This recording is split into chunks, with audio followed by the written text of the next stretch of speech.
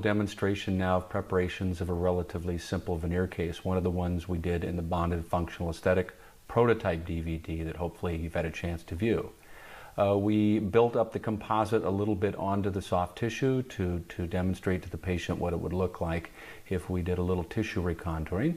And so we're just marking the tissue with a diode laser. It happens to be a Navigator laser from McLaren. How we're going to sculpt the tissue, really only about 1/2 millimeter. All right, now we're going to go ahead and do our depth cuts here. And this becomes very simple if we know we're going to end up, if we've done this essentially 3D smile design. I'll get out a depth cutting burr based on the color change. We need about 2 color changes, so we need 2 shades color change, about a 5 to 6/10 millimeter thick veneer. So I get out a 5/10 depth cutter from Brasseler. It's an LVS1.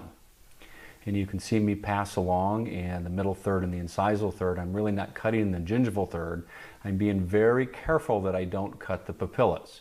If you're passing from one tooth to the next, it can be easy to dig into the papilla a little bit, so I'm very careful about that. So I'm really only using the middle and incisal third. I might go back and pass a little bit in the gingival third, but I'm going to end up tapering the veneer down to the gingival margin. Then I'll use something like an LVS4, LVS3, could use a KS1 to do a depth cut, about a millimeter 0.4 in the incisal edge. Typically I can work with about 1.5 millimeters thickness at the incisal edge to create the effects I want. So I'm going along and actually using, I believe, a KS1 here, which is 1.2 millimeters, and doing a depth cut just a little bit thicker than the thickness of the burr. Then I'll use a pencil or some sort of marking device to mark the depths of those depth cuts. And then we're going to come back and remove all the material between those depth cuts. I happen to like the burrs developed by Ron Goldstein. This is LVS4, LVS3. You can use an LVS4, which is a little bit smaller. It's mostly coarse with a little bit of a fine tip, so you can start your margin. I'm using obviously a little bit of water here. We're cutting through this special composite down to the depth cuts or the pencil marks. Make sure that you adequately reduce in the line angles. And since we're preparing all 6 teeth, we can go into the interproximal area just a little bit here. If I was only doing one tooth and stopping, let's say at the lateral incisor, I'd be very careful that I didn't adjust to the natural tooth that I wasn't going to restore. All right, and we take that same burr and we do our gross reduction here to our depth cuts. And what you'll see very quickly here is that we haven't even prepped all the way through the composite. With older techniques, we would have just arbitrarily cut into the teeth and probably end up removing too much tooth structure. Now we're going to go ahead and just scale off the material, and your etch pattern was based on the time that this was going to be in the mouth. We talked about in the previous DVD. I just did a relatively small spot etch so that I can quickly pop off the rest of the material here. And you can see that we have really done very little tooth structure removal, if any.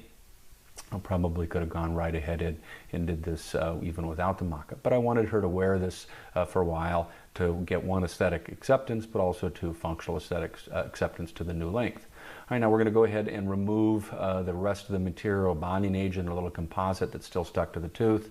I'm cutting a little bit dry there, really because of the video. We were having a little bit of a problem with light getting, water getting on the camera.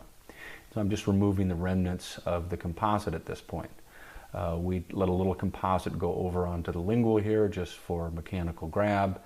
She'd also had a previous bonding to close that interproximal space that we're going to go ahead and remove, and that was done dentist prior to me. I try and scale it off first if I can. If it doesn't relatively easily scale off, then we're going to go ahead and remove it. Since I'm going to prepare teeth already, since we're in a preparation situation here, I like to have a finish line. If it was a no prep veneer, obviously we wouldn't put any finish line, and we need a very thin veneer, especially at the gingival area. There's not a major color shift at the gingival area. I like a fine diamond to put the little finish line on. I use an 8876 from Brasseler. If I was using maybe a Cerac technique or D4D technique, different type of material that I might machine, I would use a different type burr, one with a little bit more of a rounded end for let's say, a heavier chamfer, like an 8856 012.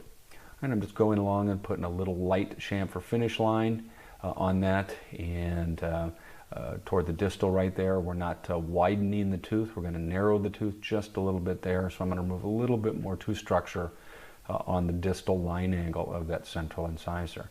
Now, if you've noticed, I haven't packed any cord at this point. There's a reason for that. I want the margin of my veneer to be at or slightly supragingival if possible. Interproximal, since we're going to have to close space, we need to go slightly subgingival, and we'll do that after we pack cord. Again, since we're preparing, I'm taking that burr you just saw a second ago at the distal incisal line angle so that I could round that over a little bit, or distal incisal edge, excuse me. And we're coming along and doing really the same thing we did on tooth number 8, on number 9, now on number 8, putting a light finish line. Now I'm going to round into various regions here. I'm taking on the incisal edge here, and I'm just smoothing the incisal edge.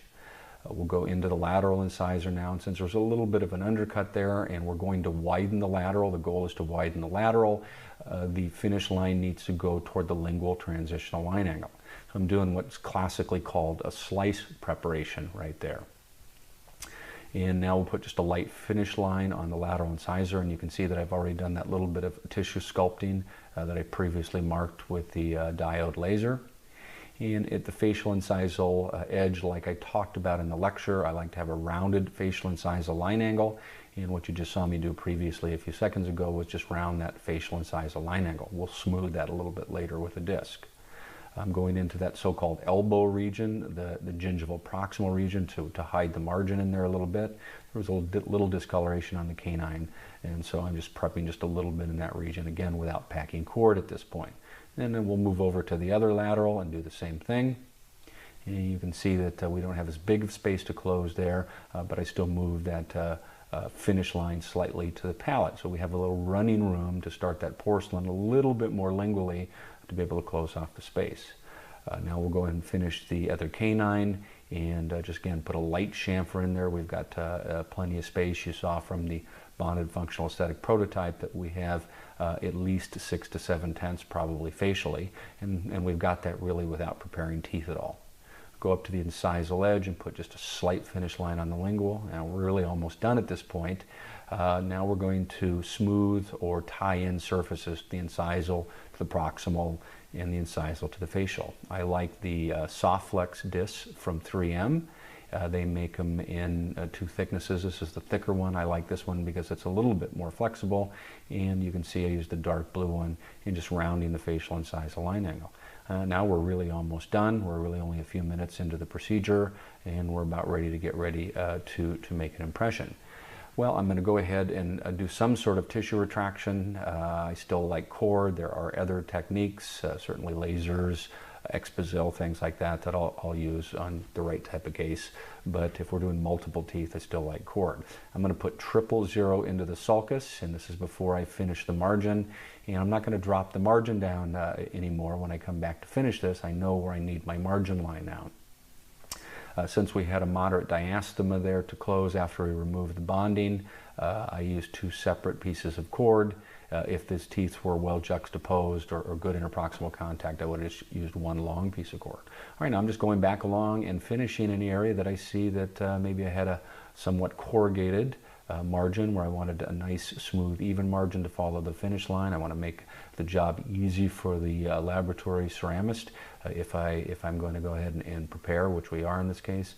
And now with the cord packed, we can drop our margin subgingival in the interproximal region so we can close this diastema.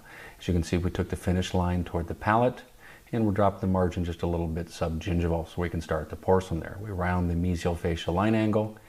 Here are the finished preparations, actually after the impression, and you can see a very smooth and even transition between the surfaces. Here is the finished case, just to show you the 6 veneers after